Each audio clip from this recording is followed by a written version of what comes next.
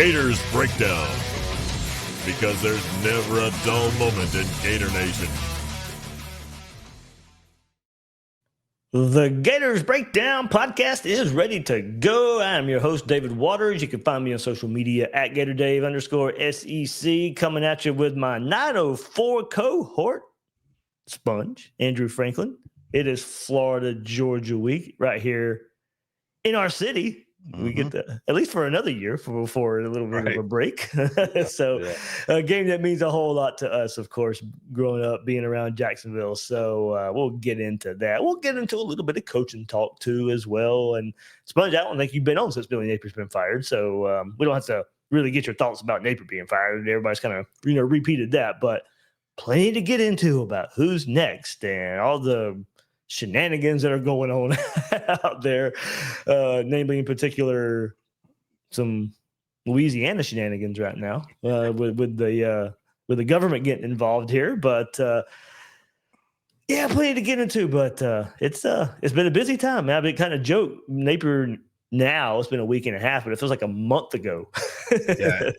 It has. And like the last time I was on, we were doing the Mississippi State preview, debating whether or not this was going to be the final swan song. And it definitely was. And, the rest is history. So I think we're all happy that the weight has been lifted off and now the team can just go play. And then all we've been doing is just circulating, a bunch of stuff. And everybody, like I just said a minute ago before we got on, everybody's got an opinion on Lane Kiffin and all the coaches that are out there and who's going where and, this, that, and the other and which domino is going to drop here. And I think we're just like in an awkward time space that we just don't know what's going to happen. And like, that's the hardest part is playing the waiting game, Yeah, man. It stinks right now, the waiting game, but we got to do it. Who knows how long? It could be the end of November. It can be sometime in December. It can be all the way until January. We'll just have to wait and see. So I guess patience is the best word. Yeah, virtue, man. Have right now. It is a virtue. It is a virtue for sure. Well, everybody hit that like button right here. Catching us right here on this episode of Gators Breakdown. Hit that like button. Subscribe right here on YouTube as well, or your favorite podcast platform if you haven't done so yet. What are you waiting on? It just helps us out. It doesn't cost anything. Doesn't really do anything. Just tap it right there. You're already here, so makes it easy anyway. And then, of course, go join Gators Breakdown Plus. Get air on that Discord. Lively discussions. I mean, it's been kind of just fun lately of all the stuff, if you want to take part in all the anti-Ole Miss, anti-LSU talk going on out there, it's just hopping in the Discord. Lots of jokes are flying left and right, and some little tidbits of info come in here or there as well. But gatorsbreakdownplus.com, that's where you can go and join. You get access to the Discord. We have those chats there as well, right there on Sunday evenings. And you can get those ad-free episodes of Gators Breakdown as well. Starts at $3 a month right there. GatorsBreakdownPlus.com. And, of course, let's not forget game coming up this weekend. And, well, not much, but it has come down. The spread at MyBookie is down to 7. The Gators only a 7-point underdog to Georgia. Interim coach, everything going on. Gators still about a touchdown underdog in the world's largest outdoor cocktail party.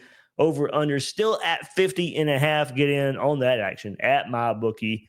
One account, one wallet. You bet football all weekend. And if you want something different, go play those casino games. You don't have to switch apps. You don't have to jump platforms. Just straight up action. If you want even more football, of course, you got the NFL. You got your game lines, your player props, and more right there. Super contests, survival pools. They got it all right there at MyBookie. And if you're new to MyBookie, use our promo code GATORS, and your first bet up to $500 is fully covered. You make your play. If it don't hit, you get it right back with the bet back bonus. So get your bet back bonus at mybookie.ag with promo code GATORS. Sponge, let's get into it a little bit. First time we've gotten together, you and I have talked at work about all the coaching stuff right here. We'll get into some Florida Georgia talk here, but I know a lot of you just want to talk coaching and only coaching right now. So nothing really new out there as far as a timeline or anything for Florida, and we'll see. And Pete Thamel seems to think that Florida's in a really good really good shape for Lane Kiffin right now, and thinks that he won't be at Ole Miss next year. That thinks it's Florida or LSU, and then we get a day after Pete Thamel saying that, and here we are on this crazy Wednesday afternoon, and LSU's got governors talking about we're not going to spend a whole bunch of money, we're not doing this again, and shouting out that the agents of the world can't be getting away with this, and so kind of a messy situation there. I've talked to some LSU people, and they were worried about the alignment. You got to go back to how Brian Kelly got fired, and didn't really seem like it was going to happen. Then it was going to happen, and then there's some meetings, and then the governor gets involved, and it's just kind of a messy situation. But AD Scott Woodward at LSU, they've come out and said, well, he's not going to make the hire. So there's a lot of questions that seem like a lot of people used to have at Florida about the alignment of UAA and boosters, administration, and all that. And I think Florida's really trying to get their ducks in a row on that regard. And at the same time, we've had this debate the last couple of days of what's the better job? Is it Florida? Is it LSU? And look, Florida's got their pluses. LSU's got their pluses. To me, it's splitting hairs. But this right here on the surface does not look good, for LSU. They're not trying to take shots at LSU here. Like I said, the LSU people are worried about what they're hearing and what they're seeing out there with a coaching search coming up. So we'll start there, and then we'll kind of, we can go through some candidates that you and I can talk about. But that's just kind of the recent news of this crazy coaching carousel and cycle that we find ourselves in right now. Yeah, no, for sure. When the Louisiana governor starts spouting off, we're not going to let this AD make another hire. I mean, I think honestly, a lot of LSU fans are probably with them, because for sure they are, and it's kind of like our situation where a lot of us don't want Strickland making the decision, So, yeah, I mean, when you look at, his last two hires going back to Texas A&M and how much they're paying Jimbo still, and then you're now adding $53 million that you're paying Brian Kelly's buyout. He's an all-time high buyout guy. So what's the odds on that he's going to get the next hire right? So Louisiana governor, yeah, like you say, he's stepping in, saying he needs to get his contract needs to be terminated himself. And they need to basically he's yelling at Jimmy Sexton basically for basically running college football, it seems like, because he's got everybody pinned against everybody, So, I mean, like I say, Jimmy Sexton's got to be the, man. He's got to be loving life just sitting in his office or boardrooms, just sitting there like, yeah, I'll pin this guy against this guy and this school against this school. And I mean, he's basically like, no, you've got ADs, man. You've got coaches, you can't be getting away with this. I mean, yeah, no, it's crazy. And like I say, it kind of like, you get that sort of involvement, and, yeah, if you're a fan of LSU, you don't want, like any kind of stain like hanging over or whatever, where you're like, man, do I want to get involved with this type of stuff? Yeah. If you're Lane Kiffin or whoever, and just, we've talked about it a lot these last 2 weeks, since this, and just how, again, we're all in a results. Billy's favorite thing. This is a results-based game, and what happens when you don't win? You lose all the time, and you're going to get fired. And so it's more so, the nature of how you're getting beat. You're not winning those big games. You're not being successful, long-term where you're in the playoff race. And so what happens over time? Hell, LSU has been hanging around, 9-10 wins, since Brian Kelly got there. And it's for whatever reason, it's kind of, I think it goes back to the fit. Everybody felt that fit wasn't right. And so and it has been regression. It was a good start. Yeah, it's a lot like Dan Mullen in a way at Florida. Yeah. Well, what's crazy too. You remember a couple starts and then boom. Yeah. Well, you think back to the beginning of this season, and it was literally after that Clemson game, and then they played, I think, like La Tech or somebody week 2, Louisiana Monroe. I don't remember who it was. They played week 2. didn't look good because it was before we were playing them. Mm-hmm. And, Brian Kelly's in there, talking about we won the game, we won, blah, blah, blah, and then, just kind of, it just didn't look good going, we're just like, man, you can see the schedule and you're like, dude, they're going to lose this game. They're probably going to lose this game. You get your doors blown off at home against A&M. And like I say, they just said, I've seen enough. We've seen enough. And they, dropped the hammer. Kind of like Penn State, they just said, we've seen enough. And, where we as Gator fans kind of had to put up with the mediocrity of how we were looking for, like, sure, you give them like a year or two to try to figure it out. Yeah. But going into last year, it looked the same. And then, then he goes on that magical run. We win some games late.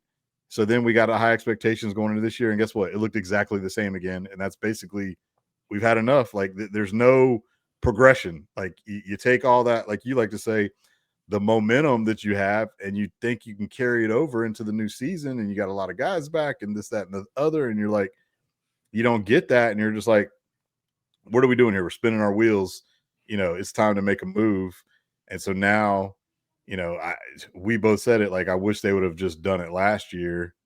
But they got stuck in a pickle because we won those games. And, then we were just like, well, remember the vote of confidence came before that. I know, because I remember I was on a tirade basically going into that Texas game. I knew we were going to get our doors blown because DJ got hurt after that Georgia game.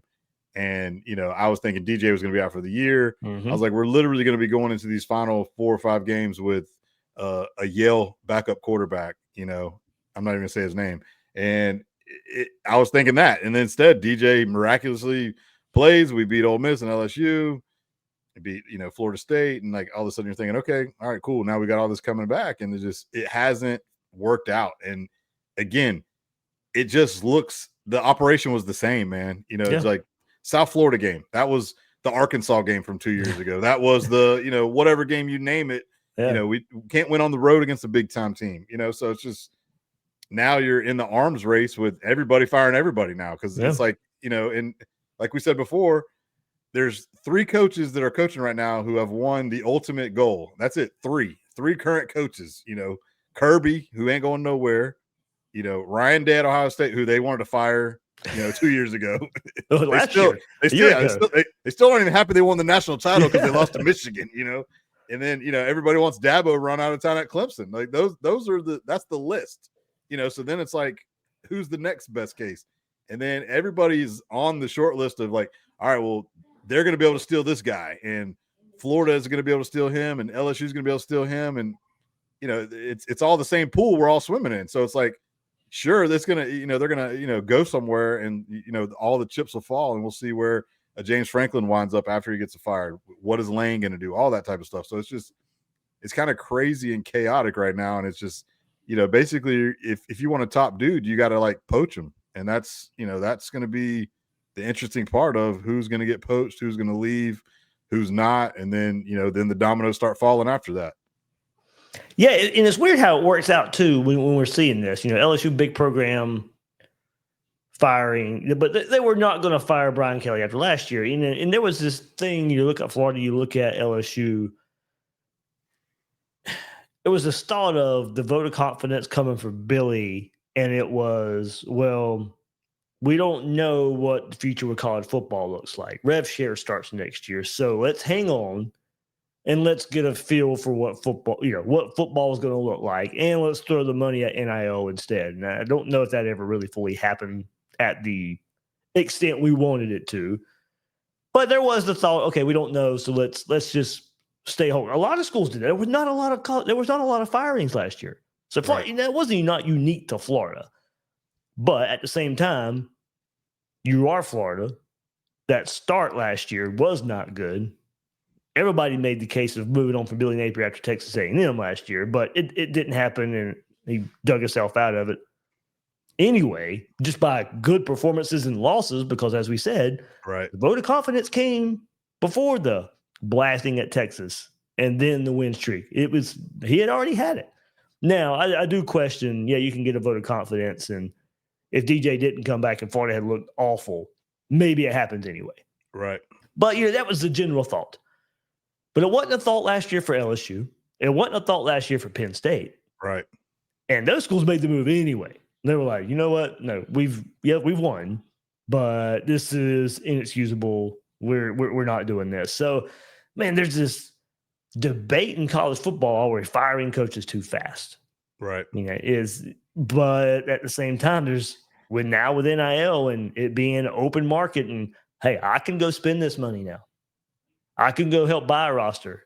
If you ain't getting it done for a roster that I help buy, see ya, bye. Yeah.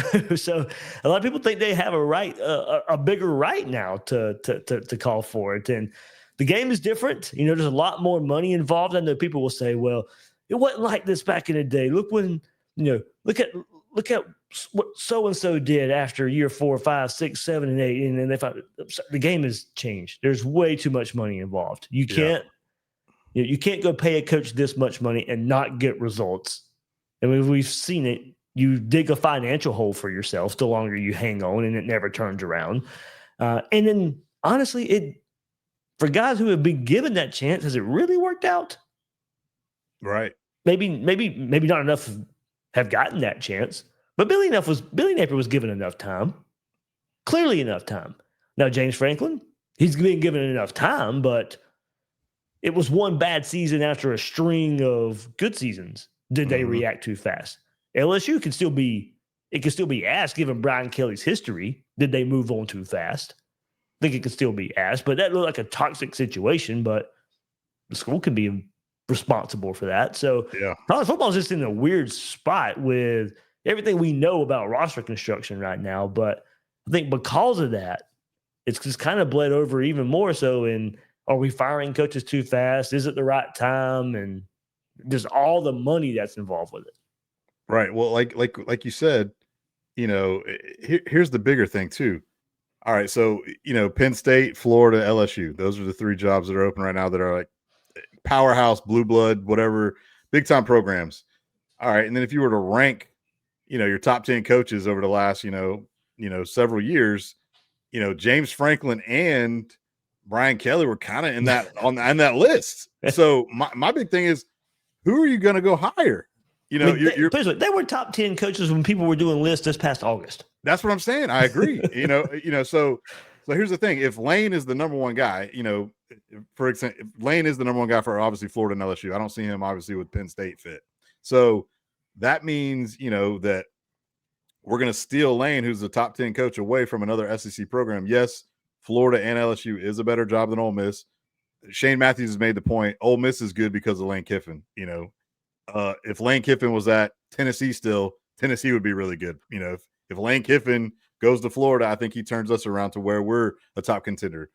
But what I'm saying though is, you think about a James Franklin and you think about a Brian Kelly, like literally, like we said, in the last year or two, they were on the hot boards of being like one of the top 10 coaches in college football. So now the thing is, you fired those guys. Where are they on the pecking order of that list? And now you're going to go hire somebody else who's technically not as good as them. And what is your expectation for hiring a guy who's like a Matt Rule? If Matt Rule leaves Nebraska and goes to Penn State, do you love that if you're Penn State? Did they really upgrade? Yeah, that's what I'm saying. I mean, yes, he's a Penn State guy and the fit might be all good and everything, because that was the main drawback with Kelly at LSU. They just said it didn't fit right. And I totally agree with that. So then, you start ranking these coaches to where like Mike Norvell was like considered a top 10 coach. And now, Florida State can't get that guy out of there fast enough, so it's like, too reactionary a lot. Yeah. So like Kalen DeBoer, for example, think about his first year at Bama.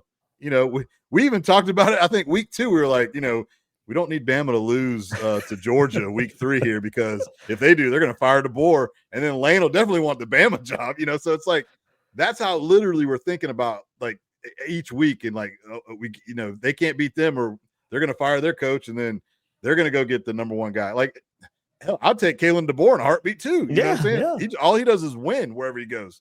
But again, it's all about like, you think that Lane is the natural fit for us. So now it's just like, can everything work itself out however it needs to work out? Like, like we said with Thamel, is it going to be awkward with this? Is it going to be awkward with that? Is he doing a backdoor deal that he's, a gentleman's handshake agreement, this type of thing? And then you just got to wait it out. And, like we said, is LSU going to wait it out too, thinking that they've got the backdoor deal and he's communicating with them? Like, who knows, man? And that's where, like I say, it's going to get sticky, you know? Yeah. In that particular situation, let's just play it out here.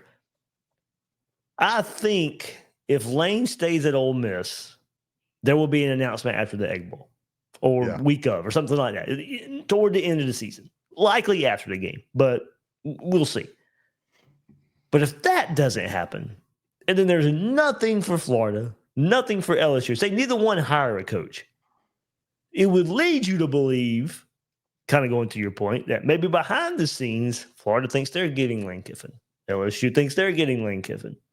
Still haven't heard anything on the Ole Miss angle of things. Mm-hmm. You got 3 schools out there that might think Lane Kiffin's going to be their coach come to February, but may not know. It's a weird dynamic. I mean, college football finds itself with this expanded playoff, finds itself in such a weird. That's limbo right there, man. Yeah, and it's just, I mean, it's good drama. I mean, don't get me wrong. It's made for TV drama, but man, it's just the dynamics of that, and teams maybe getting in trouble and now having to scramble for a coach. I would think Lane wouldn't do it, or but not just Lane. That would be a bad move for any coach. Right. To do that to your current school if you're going to stay, or your future school if you're going to go. Both sides of it need an answer pretty soon. Yeah. You can't go into, say they make a run. You can't go into January. Ole Miss can't go into January and say, well, we still don't know what he's going to do. All right, great, we're in the playoff right now, but we don't know if he's going to be here after this. And Florida LSU thinking the same thing. Hey, if he tells one of those guys yes, then what are we doing? Right. Or is your second and third candidate already taken up by another school? That's the scary part, I think, for both Florida and LSU. If you're gonna like wait this thing out and duel it out and have a draw to figure out what's going to happen, is you're going to be left scrambling, in the 12th hour, and who's left? Because if you're James Franklin, and what candidate wants to come in January at that point? Yeah, like, hey, I'm halfway through my transfer portal class right now. Yeah. I mean, are you even going to have guys who want to go at that time? Yeah, hey, you know what? If you would have come to me in December, I'd have taken a job in a heartbeat. But if you're coming at me now, mid-January, sorry. I know it's tough, and like that's where like last year it looked like it worked out perfect because we were actually the team that upset Ole Miss, kind of knocked them out of the playoff. So they weren't going to have that extended season, and we got a vote of confidence from Billy, and we kept him. And now, like I say, we're in this predicament that we're in, and like I say, I don't know. Honestly, none of us know what's going to happen, man. And like it's just like you say, it's going to be a roller coaster, and I guess we just got to hang on and brace ourselves for whatever is going to happen, and just because that's where we've come to of like, okay, if Lane stays at Ole Miss or screws us and goes to LSU, and we don't know what's going to happen, and we're like scrambling, like who technically would be number 2 on our list, and like who do we like that if we kind of like both of us to say I like James Franklin second. Well, what if he takes another job in a couple weeks? There's some talk of Virginia taking him right now being close to a deal. So that's what I'm saying. So then he's off the board. So now you're like, again, all your other candidates you're kind of thinking of are all you're poaching. If you want to get Brom, you got to get him from Louisville. If you want to get, Drinkowitz, you got to get him from Missouri. If you want to get Fish, he's got to leave Washington. If you want to get, if you want Lincoln Riley, he's got to want to leave USC. So it's like all these guys are coaching somewhere. So, everybody's having conversations, so the question is who's having real conversations? Who's Jimmy Sexton talking to? That's But yeah, again, you got to think he wants it to be somewhat smooth. So, like you were talking about earlier, he's willing and dealing, trying to get guys in spots, and so yeah, I'm telling you, man. Yeah, I think my list behind Lane has kind of changed throughout the crazy week and a half. But but the more you do research, the more you hear, the more you talk, can change some things. So I still have Dillingham really high on my list. I had him. I had him second. Maybe like going a little too far, but I like it. If I had to rethink now, And if he does want to leave USC, I know a lot of people won't like it, but I think the floor is really high with him with a Florida offense. I really do. And I hear you. I'm scared to death of the defense as well. I'm not hiding behind that fact. I know, but I think that's what it was. Is like, you could even leave Ron Roberts in place, man. Like the way the defense is playing, and just say, hey, I'm coming in to run this offense. We're going to get back to the Spurrier fun and gun, kind of like with Lane. That's not a bad idea, by the way. Lincoln Riley can dial some stuff up, man. So it's like Lincoln and keep the defensive staff. Why not? Like this staff is already in place. You know what I'm saying? And so it's like Roberts, I think would be, hey, let's do it. But I mean, it's like think about our defense. So we're playing right now with a Lincoln Riley offense. A guy who has coached a lot of Heisman quarterbacks. His biggest bugaboo problem was he was tied to Alex Grinch when he was at Oklahoma. Yeah. That's his buddy. And like the defenses were not good at OU. They haven't been great out at SC. They're a little bit better this season, but a little bit. But it's just, and the thing is, they've made an effort and they've changed defensive coordinators. They've tried to attack the transfer portal. For whatever reason, it's, as you said, it's gotten better, but it's still not the level it should be. Think about SC too. Traditionally, they're always kind of been offensive prone. Like go back to the Pete Carroll days. Yeah, Pete Carroll like tries to pride himself on defense, but that was Reggie Bush and Matt Leinart and all those guys. Man, those defenses were good too, though. They were pretty solid. That national championship years. Yeah, with Ray Maluga and all those guys. Yeah. But again, it's more so the calling card of Lincoln's defenses haven't been great. Right. But man, we've talked about it. What are the rumors of it? Like, he would crawl to Florida. He would take the Florida job. I don't know how much, onus is on that as well. I don't know if they got a couple more losses in their, bag, but I forget who they play this week. I know they obviously got. They played Nebraska this week. Yeah, okay, that's going to be an interesting game because you got rules, kind of like had an ugly loss, a week ago. So, like I say, I know I like Dillingham just as much as you do. Yeah, I just think he loves ASU. I do too, and I will fully admit the sample size is really small. It is. He's more of that. He's that youth movement. He's got that juice movement kind of guy, and I totally like him a lot. Yeah. But I think like we've said, Jed Fish is growing a little bit on us. He's growing on me. Yep. But again, I don't know, man. It's just like, how much do you full credit to him for going in some bad situations and then turning them around? Yeah. But how do you weigh? Arizona was Pac-12. Yeah. Now Washington's in the Big Ten, so that one weighs a little bit more.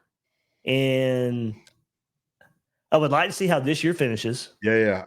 He came in behind DeBoer, and that roster, had mostly graduated. They did. They lost a lot from that team. Yeah.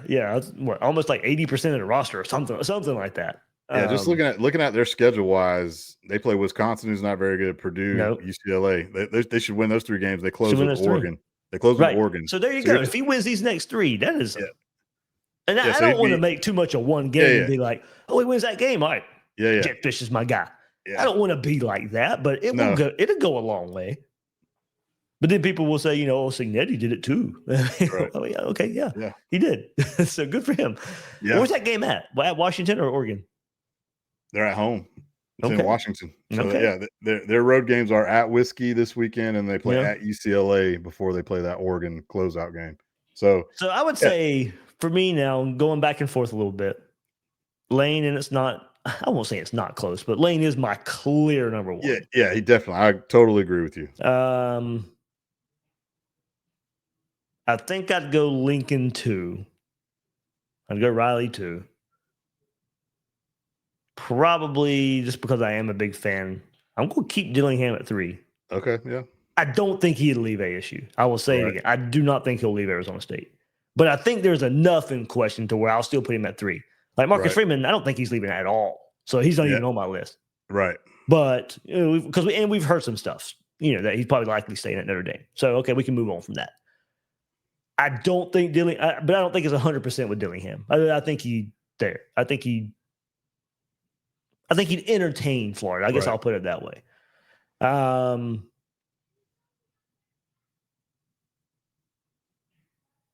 Man, I'm there. Brahman Fish. Just say I'd probably go. I'd probably go Braum just because he's got the sample size of where he's won some of those big time upset games and all that. Yeah, it's just what I hear away from game day is what draws me away a little bit. That and like I say, his personality or whatever, and then the fact that he's in a place that he likes too. So he's kind of comfortable there. He's played there. It's just it kind of is a natural fit for him. So would he even want to get in these waters where you got to deal with all this, man? And some guys, they'll be like, no, Purdue was my stepping stone to get to my job here at Louisville, and this is where I want to be. So, but I'd probably have Braum, like you say, a little nudge ahead of maybe Fish. Okay. And then after those two, I will go with names that we've heard a lot. I'm putting Britt Key ahead of Eli Drinkwitz. I'm just not a big Drinkwitz fan. Yeah, I think the Drinkwitz fit for me is what it is for me. Yeah. I don't know what it is. It just doesn't. And I hate thinking that way too, because I will say this too. If you win, you'll fit right in. Totally. But going to your point, look, I hope this hire is very successful, whoever it is. And I'll give that coach a chance. I may not like the initial hire, but I'm not going to be like, nope, you lost my support. Yeah, right. I'm going to give you 2 years. We'll see where it goes. But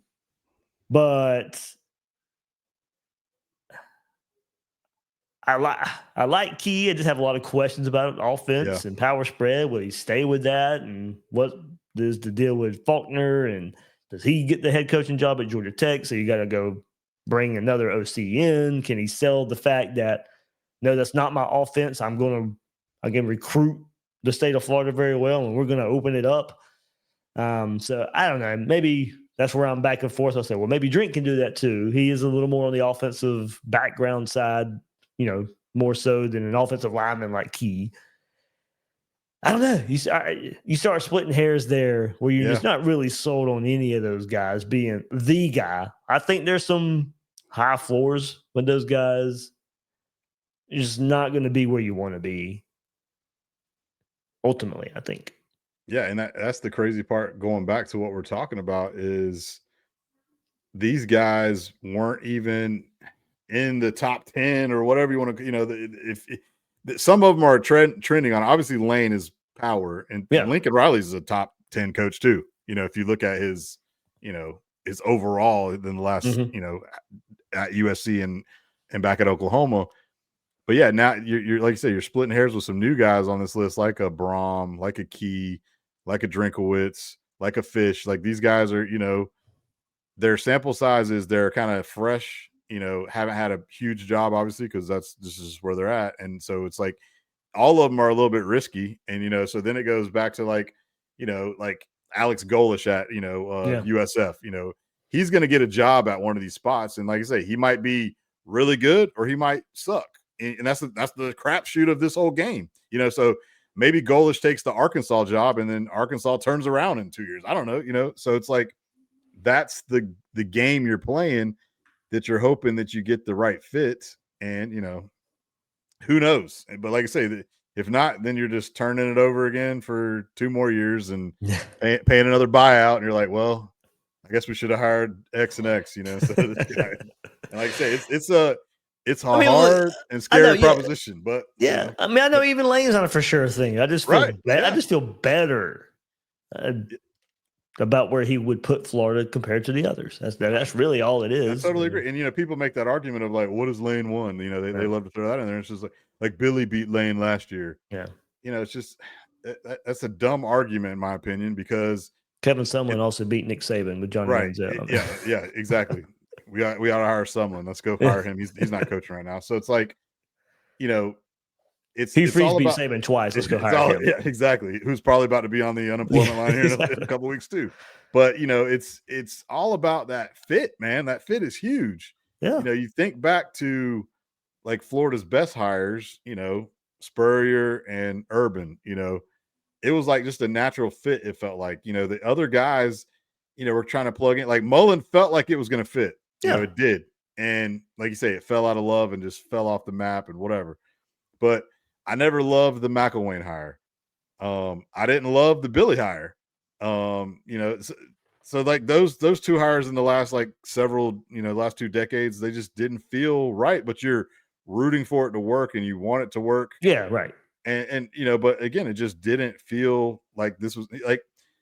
How did you feel about Muschamp? How were you? I was kind of excited. I was excited Muschamp. about it. I mean, and he was head coach and waiting at Texas. Yeah, so nobody really thought he was on the radar because he's just going to wait at Texas. Yeah. And then I remember where I was at. I was at a bar here in Jacksonville, and it scrolls across the ticker on the bottom line. Florida looking to hire Will Muschamp. I was like, hey, let's go. I like that. Yeah. And no, I mean, it just. He was Kirby before Kirby. Yeah. Yeah. And it looked good early a little bit, but you kind of just saw where the defense was really good, but then the offense had challenges and then just never got over the hump either. No, had the one magical 2012. And but you were still like, all right, ground and pound and rely on defense. And yeah. Yeah. Like I say, some part of it just doesn't happen. And, again, we're so wrapped up in the, the Saban, people are spoiled with, what Saban did at Bama. And then, ultimately even what Kirby's doing at Georgia. And then even like Dabo at Clemson, like, Dabo had Clemson, rolling for a good amount of time there, going back to where they won national titles and were in the little Final Four playoff and all that stuff. And yeah, definitely it's taken a hit to where fans are not happy with the way Clemson's playing, so if Dabo has another season of what he's got like this year, he's going to be gone. It's going to be like, we need something new. We need something different.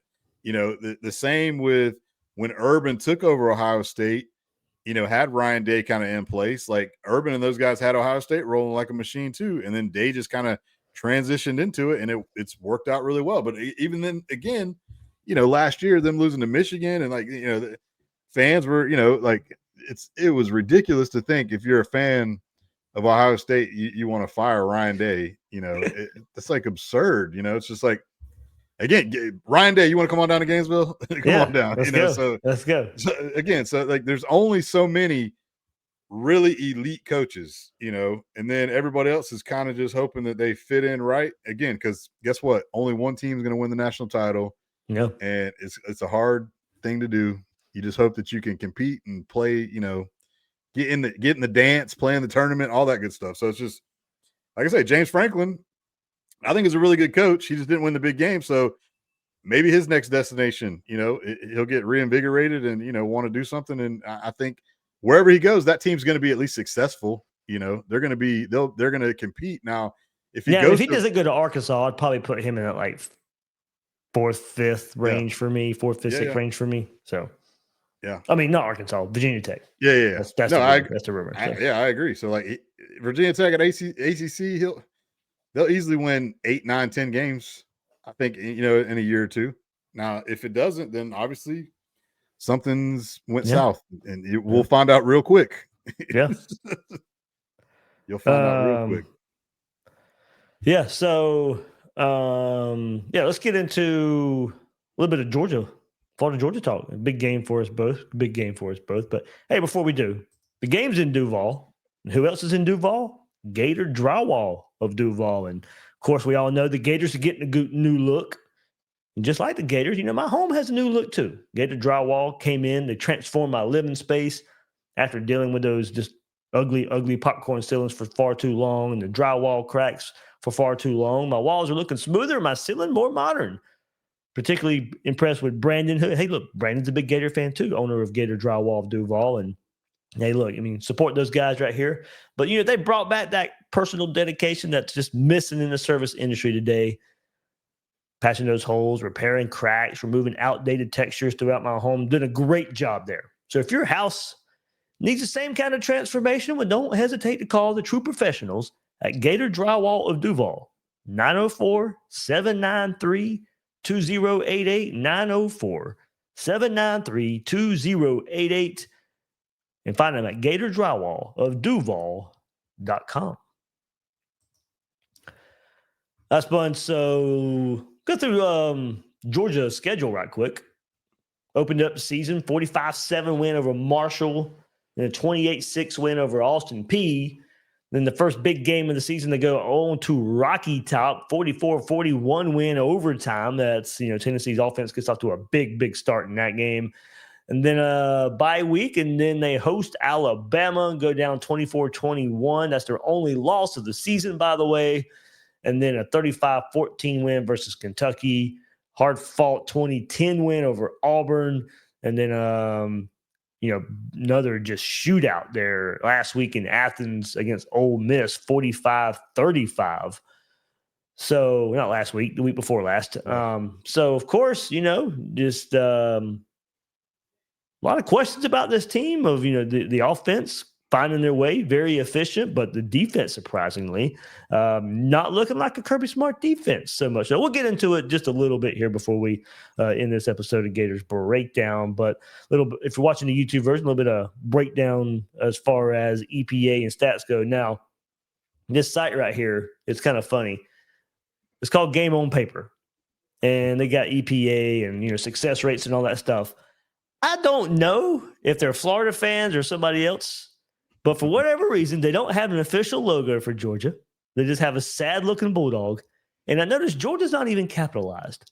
And every other school is too. So there must be something behind it. So kudos to these guys for hating Georgia too, it looks good. like. That's so good. I like it. I don't know who's behind the site, but if you watch or you see it out there, there we go. I like what you're doing. I like what you're doing here. You're looking at some of the stuff there, but here we go. Sponge, Florida's looking for its first victory over an AP top 5 opponent since that win over number 5 Georgia in 2020. It's the last AP top 5 win for the Gators. So this happens to be against Georgia. As an unranked team, Florida's last upset over an AP top 5 opponent was also Georgia back in 2002 against number 5 Georgia, 20-13. So week 10 right here marks the first game at the helm, of course, for Gators interim coach Billy Gonzalez. Florida interim head coaches have gone a combined 14-9, featuring a 4-2 record in their debut games. Gators interim head coaches are 3-3 versus ranked opponents, with the highest ranked win against Georgia in 1984. Keep these stats going, baby. Keep them going.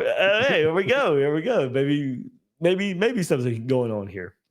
However, week 10 marks the first time a UF interim head coach has faced a top 5 opponent. So it is Billy Gonzalez, the interim coach. Sponge, I know you know a little bit. Yeah. Billy G a little bit. So how did you take the news of him being named interim coach for the Gators and what it means for this upcoming game against the Bulldogs?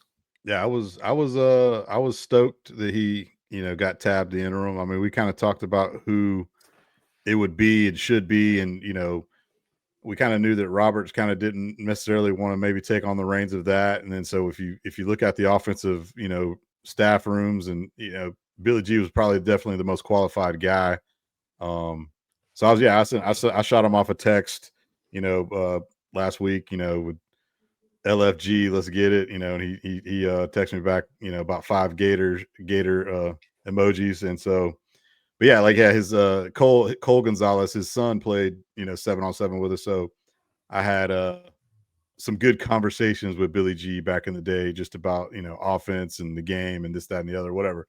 So I've always liked Coach G for sure, even when he was back on that urban staff. So like I say, I think the fun part about it is we're playing with house money. We got nothing to lose. We got, just let it hang out, So if you're going to dial some stuff up, add some wrinkles, throw the ball out, air it out a little bit, and not be as so, traditional to what Billy was, doing. Like, I'd love to, let's see this change. Let's see exactly what happens. Now, I think also what you definitely need to do is what we said going into the year is lean on what your strengths are. So if your offensive line allegedly is one of your strengths, and Jaden Ball has been terrific when he gets the ball. So, you want to lean on that ground game. And then, like I said, hopefully that whatever you got going, open it up downfield. You can kind of, take some shots. Like one of my good buddies who I went to school with, he's from outside of Atlanta, and he texted me this morning, he always texts me every week, like, what's my thoughts about the Gator game or Georgia, whoever they're playing.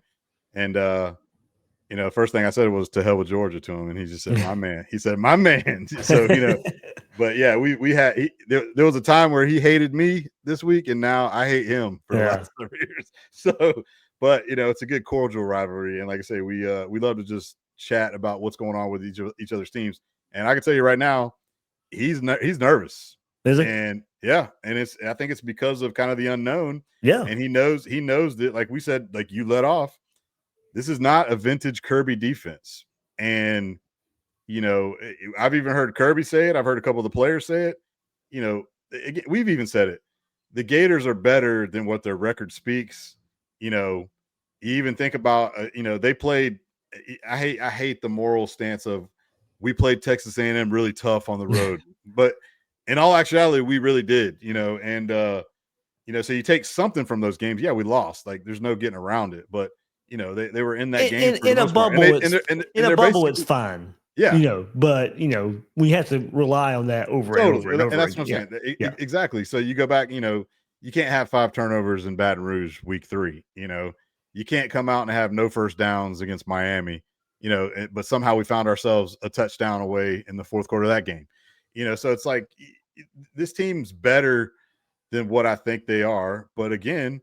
Well, that's why your head coach is fired. Exactly. You are what your record says you are. So the thing is, play up to your ability. Give me that Texas game. Like they played up for that game. If you just play, somewhat of a semblance of that. Again, the way college football is, anybody can get got, man. Because there's no like killer team. Like Georgia has flaws. Auburn to me is very offensively challenged, and they were literally a hair from going 17-0 before the half. So on that, Georgia has trailed. Yeah, so Georgia has trailed early and late in its 4 SEC games this year. The Bulldogs had to rally to be number 15 Tennessee and Auburn on the road, and most recently Ole Miss and Athens. So you looked at it, Georgia. Blanked Alabama and Auburn in the second half. So whatever reason, their defense is just getting off to slow starts. So it blanked Alabama and Auburn in the second half, while Kentucky's lone second half score came on a 23-yard drive with, about 2 minutes left in the game. Right. Bulldogs were up 35-7 at that point. And then trailing 35-26, Georgia outscored Ole Miss 17-0 in the fourth quarter on a 43-35 win, of course. So it's just kind of been weird. The only league contest, the only SEC game Georgia led wire to wire was the Kentucky game. Yeah. And, the only comeback that fell short was against Alabama. Yeah. 24-21. So it's just kind of a weird ebb and flow roller coaster, season for them too in game.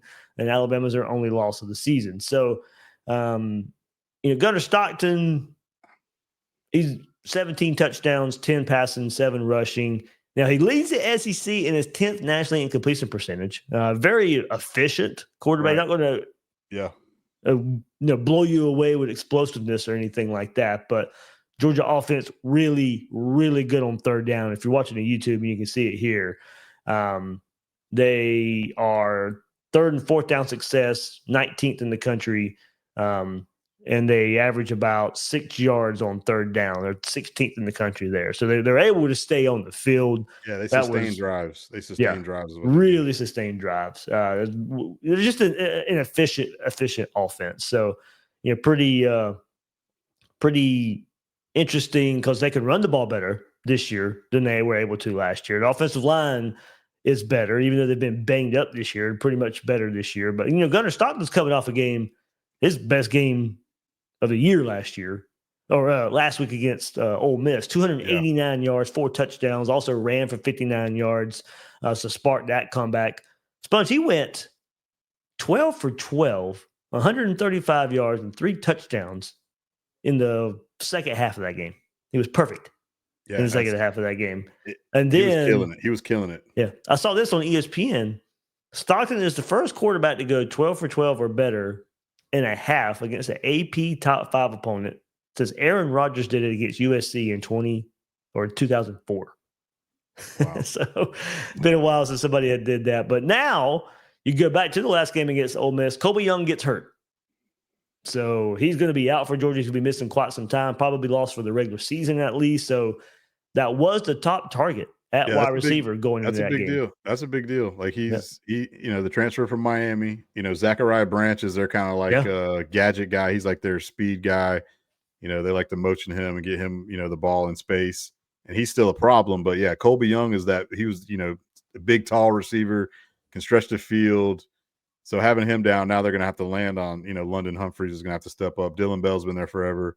Yeah. I still like Delp at tight end, but, Lucky had a great game against Ole Miss. He did. He had a big touchdown in that game too. But, I think he had 3 touchdowns, didn't he? Did he have 3 touchdowns? He might have.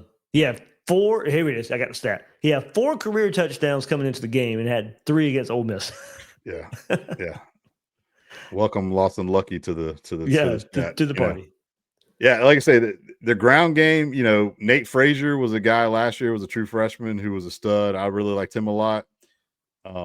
But they're going 2 for 2. They're giving, Bowens is their other change of pace back. So they're playing both of those guys, and they're basically splitting the load down the middle, and they're both highly efficient, running at 4 yards and 5 yards a clip. So again, that's what kind of leads to that offensive production. Then Gunnar Stockton kind of reminds you a little bit of like Stetson Bennett a little bit. He's kind of like that Nat quarterback that, like, it's 3rd and 4, and it's a pass play is called, but he's able to scramble out and pick up 5 or 6 yards, get the first down, extend the drive, create another set of downs. And like that's kind of been their MO offensively. And like I say, they when you pick up first downs, you're keeping their defense off the field. Because on the flip side, like I say, Georgia's D is giving up a lot, against Tennessee. They gave up a lot against Ole Miss. They shut down, Bama in the second half of that game. And then, like I say, Auburn and Kentucky are kind of like not very good offensively teams anyways. But so like there's some things that if Florida wants to have success in this game, they're going to have to hit some explosive plays, kind of like some of these big time offenses did. Can they sustain drives, by running the football? And then, it's going to be a challenge for our defense to like get these guys off the field, so hopefully you're going to need that. Again, they actually played fairly well against A&M, slowing down Reed a little bit. And, they did a good job, for the most part against Arch. Chapin had some big plays that we talked about how explosive Mississippi State was going into that game. And they basically hit on a lot of those big explosive plays. But then they also played bend but don't break, which is kind of what they played all year. You give up yards, but when it really comes down to brass tacks, we end up getting a stop or, holding you to a field goal, and those are all big keys that if you can do that, you can find yourself in a fourth quarter ball game. And that's basically, that's all we want, just let's be in the game. And like, then it's come down to who can make a play here or there offensively or defensively to try to pull an upset, try to play spoiler. Yeah. I was trying to look, for the availability report. It should be out. Oh, okay. Yeah. Now, to kind of go along here. Yeah, because that's the other thing, dude. We were banged up. It was crazy thinking about all that guys, those freshmen playing in the secondary, which was fun to see. And it looks like promising because I like a lot of those guys who were playing in our secondary as freshmen. Javari Flowers and Lagonza Hayward and all those guys. Yeah. So looking at it, not great news. At wide receiver, no Vernell Brown III and no Aiden Mizell. So that was the worry. We talked about, wanting to open it up, wanting to open this offense up. And now, Mizell has just been hurt. So they're kind of used to that. So don't get me wrong there. Yeah. VB3. What's VB3's injury? What's his injury? AC joint, I believe it was. Yeah. That's what Napier said after the Mississippi State game. So I don't know if we'll get an update, officially there. But now missing VB3, now missing Aiden Mizell at receiver. So Dallas Wilson, Trey Wilson, J. Michael Sturdivant, Abrams, Hawkins. I mean, it's time for one of those guys to step up, man. We know Dallas can do stuff. Is paging Trey Wilson. We need another sighting, bud. I forgot to talk about him in recent episodes just because he's just been so invisible this year. I'm telling you, man, it's crazy. So maybe it's time. Georgia's got only 8 sacks on the season. So they don't. The havoc rate is not there for their defense this year. That has been one of the biggest concerns right now. Third down defense, as you can kind of see, is a concern for them too.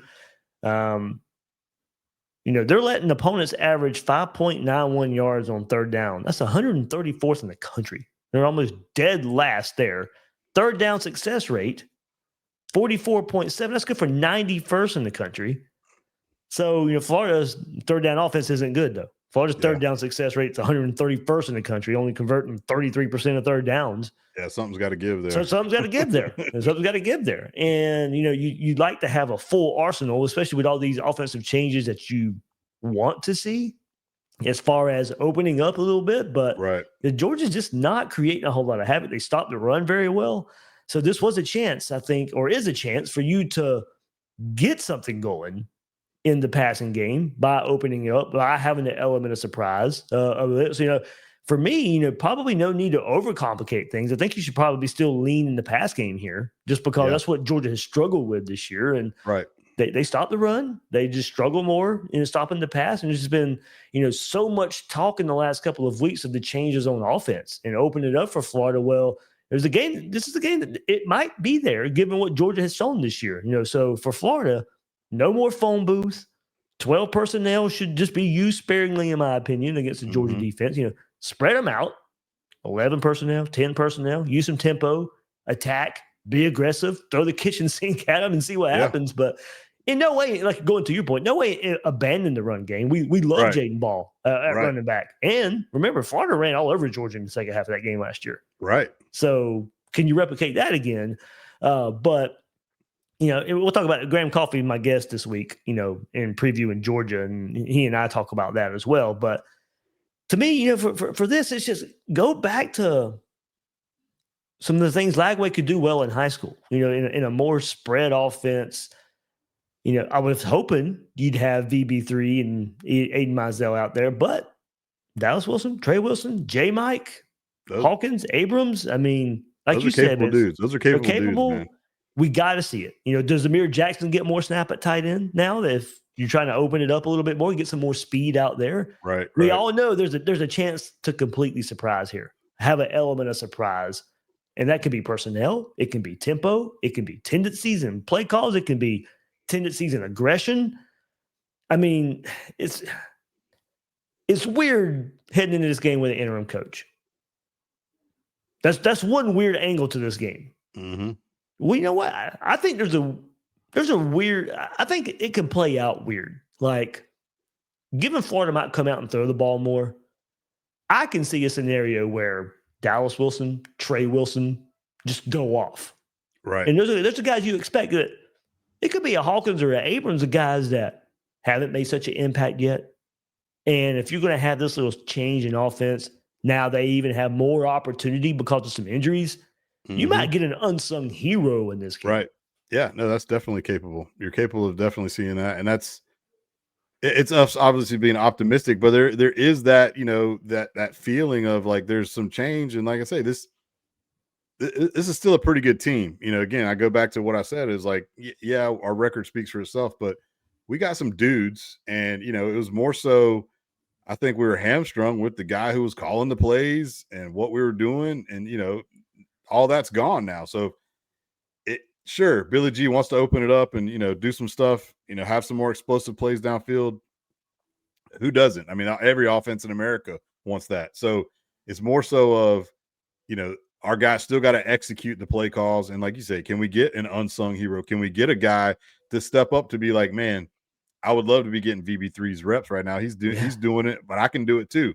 So if you're a Tank Hawkins or a TJ Abrams, then, let's go see it on the field on Saturday, because we know what Dallas Wilson is capable of and we know what Trey Wilson is capable of. So if those guys are being like, heavily, doubled and, they're the guys to watch out for, can one of these other guys that kind of hasn't been on the scene all season due to, not being on the field because of VB3 now being hurt, maybe you can get like an unsung hero. But again, it's in no way do I think Georgia's going to just blow us off the earth, but I think that we're in every single ball. That's one of the things. We've been in every ball game that we've played in, even with Billy. So it's like, how do we find a way to get over that hump and, win one of these games? And so, hopefully with just the weight being lifted off, then there's no black cloud hanging over. Like, are we going to fire this guy? Is this guy getting fired this week? Is he getting fired next week? Like, we're going to have a new coach. It's just like, it's gone. Like, let's like I say, there ain't nothing to lose now. So it's just like, let it hang and like go play spoiler, man. Let's go knock Georgia off, ruin whatever chances they got of going to the college football playoff. Try to knock them out of there, So that's the good fun part about the rest of the season is we can try to play spoiler in some of these games. And what's the defensive report? Who's out for that side of the ball? So go back to it, but I just want to make sure I'm not overlooking. Yeah. So go to corner. The only corner listed is the one expected, Dijon Johnson still. So that means Devin Moore, who went down with injury against Mississippi State, not listed on the report. Cormani McLean, who we weren't sure was going to play against Mississippi State, didn't play. Okay. And I had been hearing this week that they were likely good to go. So I'm glad the injury report checks out there. So that's going to lead me to a couple more keys, and then we'll do our prediction sponge. But go back to defense right quick for Georgia. 313 average yards per game allowed are its most since 2020, when they gave up 321 yards a game. So 313 right now. That season in 2020, they gave up 321. So they played some good offenses. They played Tennessee, they've played Bama, they've played Ole Miss, but still, it's a Georgia. But still, it's a Georgia defense, right? Exactly. I mean, so that's supposed to be a Kirby calling card, right. So I get it; they have played some good offenses, but you don't expect, right there. And look, don't get me wrong. 313 yards a game in the grand scheme of things, it's not bad. It's just you're putting it on you're putting Kirby Smart on the pedestal. And then you compare what Kirby Smart defenses are. This is, because of their passing woes, stopping passing game, that's kind of where, they've fallen short this year. So that's where you look at it. So, but still a good defense overall, but, can be taken advantage of, I think, in the passing game. So, it's just now for Florida's defense. I mean, the keys there. Georgia's very efficient. And that's that kind of worry there. Florida plays a bend, don't break style of defense. So is Georgia going to live, in third and short here all day? That's kind of their calling card this year anyway. You look at the stats I got up here on the screen, and Georgia's likely to find themselves in third and shorter situations, a lot. And it's not, the Georgia offense isn't very explosive, but they are consistent, consistent enough to find themselves in third and favorable situations. And again, that was apparently when they played Ole Miss in the last game, Spurs had 80 plays in that game. I mean, that game was wild when you really go back and watch it. It was back and forth. So if they had 80 plays and they were 6 of 11 on third down, that also means they were making first downs on first down, and they were making first downs on second down. Because if you got 80 plays and only 11 third downs in that stat, going 6 of 11, that means you're getting success on first and second down too. But all season they've been a strong third down offense. So with Florida doesn't bring a lot of pressure with numbers. That should continue here. Florida's defensive line and linebackers, they got to show up on early downs. They're just going to have to show up, find a way to get Georgia in some third and longer situations. But hey, these guys got to show up in third and short situations too. You can't be giving up every 3rd and 1, 3rd and 2, 3rd and 3. You're going to have to make some clutch plays. And then the DBs, but with McLean and Moore out there, play some tight coverage and shut down third and medium. I mean, Georgia's not going to be in many 3rd and longs. So, I mean, you got to buck up. The key is going to be, can you stop the run in those 3rd and short situations? So if it's 3rd and 2, 3, and Georgia decides to run the football instead of opting to maybe throw, a short pass to where Gunnar Stockton can run. Those aren't the plays I'm talking about. I'm talking about when Georgia's going to line up and say it's 3rd and 3, we're going to run it right at you and pick up these 3 yards. Those are the downs that you've got to win. You've got to win those downs to get, the turnover to force the punt. And if you could do that, then I think you can be successful. But if Georgia's able just to run it for those, if they find themselves in those short yardage situations on 3rd down and they're able to, successfully run the football, yeah, we're going to be in for a long day because they're going to continue to pick up drives or pick up first downs, sustain drives. Like I just looked at the stat too, because I wanted to go back and look at it. The time of possession in that game against Ole Miss, they had it for 37 minutes to 22 minutes. It was a back and forth shootout game. And then kind of what Georgia does in these type of situations is they finally say, all right, let's get a key stop. They get that key stop. And then they get up by that 2-score lead on you. And then it's just, you can't recover, and so, you got to go, if you're in a game like that, you got to go tit for tat with them, but they're eventually going to get a stop, and in no way in my mind do I think Florida's going to go down and score on every possession, so you're going to have to get stops, or we could be in for a long day, so, but I feel like our defense has played well enough to keep us in the ball game like they've played all year, going back to, playing at LSU, playing at A&M, playing against Texas, the defense has showed up to where we're in those ball games. It was just our inefficiency on offense that was our Achilles heel. We couldn't do anything in any of those games to basically overcome our disadvantage of, whatever we're doing, run play calls to, basically unexecuting, not executing what we needed to do, turning the ball over, all those things, the key stats you can't have, in big ball games. So like, again, they're going to have to do the little things right too, like, execute the play calls that, that are there that could be had, and then, play clean football, don't turn it over. But yeah, on the flip side, if Georgia's able to pick up those 3rd and shorts, yeah, we could be in for a long day. Yep. Something's got to give there too. Florida's just going to have to play better on 3rd down, and we'll see. Maybe. I mean, if you don't, make them set up for some field goals, but yeah. All right. What do you think? What do you think then, buddy? Where are you at? I got 30-20 Georgia. 30-20. We're pretty damn close. I got 27-20 Georgia. 27-20. Yeah. I just too many questions. I mean, totally. I'm hopeful. Yeah. Opening up the offense and we see something different. And I even said it to Will the other night. Even if it's just for one game, can we just freaking beat Georgia? I mean, if the offense is going to stink, just don't stink this week. Right. Catch them by surprise. Yeah. Let this first game under this new offensive, I don't care what it looks like afterwards. I mean, I want it to look good. But if we're going to pick a game here on out, this definitely let this be the one. Let this be the one. And if it has to fall back down the wayside once teams get tape on it, fine. Let it happen. But have enough happen. But it's just so many questions. I mean, yeah, it's different, but I mean, Ryan O'Hara hasn't called plays since he was at Alabama A&M. Callaway hasn't called plays since he's been at Florida. He was at Samford, so I don't think he really called plays there under Chris Hatcher. That's his offense.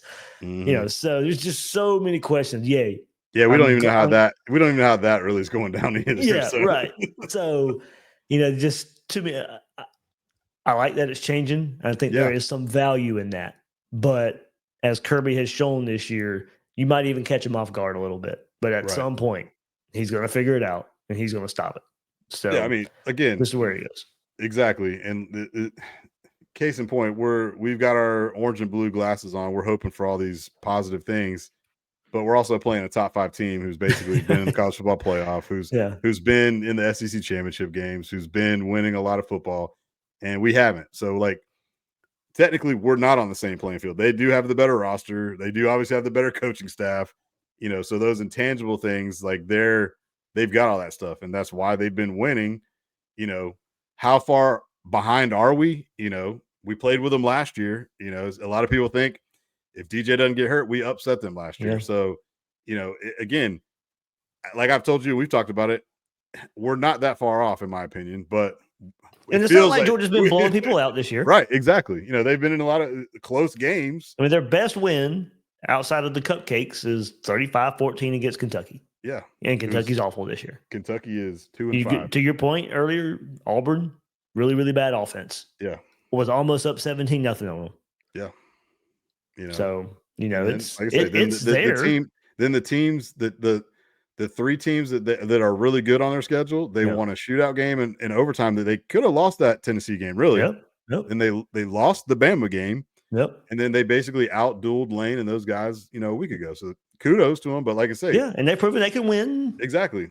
Other ways, you know you close game style. How would we be feeling about Georgia if Tennessee does upset them, you know, in that first time? And then what if Ole Miss would have beat them last week and they got 3 losses now all of a sudden, you know? I mean, if Tennessee had continued to look like what they have, then, I mean, that win over Tennessee it doesn't look as good as it did then. Right. Because we still didn't really know about Georgia at the time. So it was like, oh, look at Tennessee here now. Yeah. They're more serious. Don't get me wrong. Tennessee still, I mean, because of their schedule, you know, still has some things in front of them. Yeah. However unlikely it might be, but because of their schedule, you know, I mean, they could be playing Vandy in the season finale for a college football playoff spot. I know. That's where this is at right now. I know. Like, so that's an but interesting at the same game point, this week. Tennessee is just Tennessee Oklahoma is very interesting. Yeah, I don't know. Like I say, I can't gauge Tennessee either. You know, I think they're really good, but Mississippi State should have beat them. They should have. They should have. And then hell, Arkansas. Yeah. So yeah, like I say, it's crazy in college football. And you know what? Maybe it's something we just got to get used to.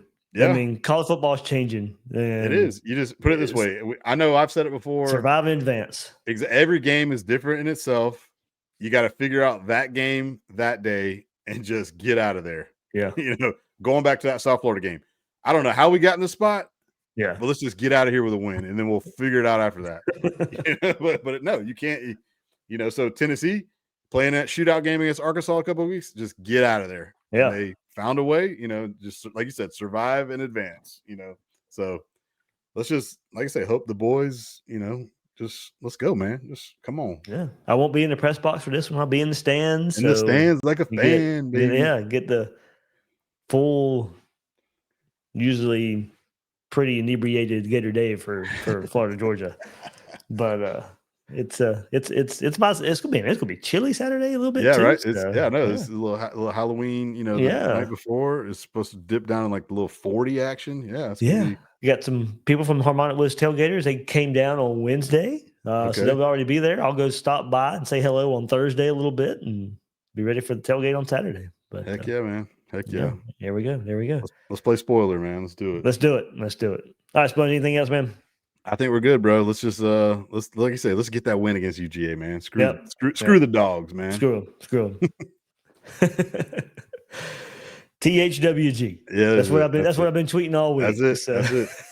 Like I said, I told my buddy that this morning. So yeah, let's go. To hell with Georgia. All right, first sponge. I am Dave at GatorDave_SEC. Guys and girls out there, thank you for joining us on this episode of Gators Breakdown.